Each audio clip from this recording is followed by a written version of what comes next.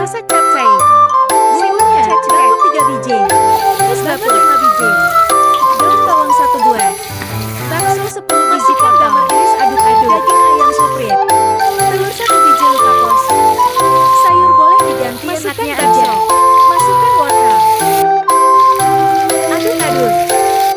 Masukkan air secukupnya. Beri garam penyedap. Setelah dirasa wortel setengah matang, masukkan telur. Aduk-aduk. Masukkan sayurannya. Setelah rasanya pas, sayur udang lembut masukkan. Daun bawang.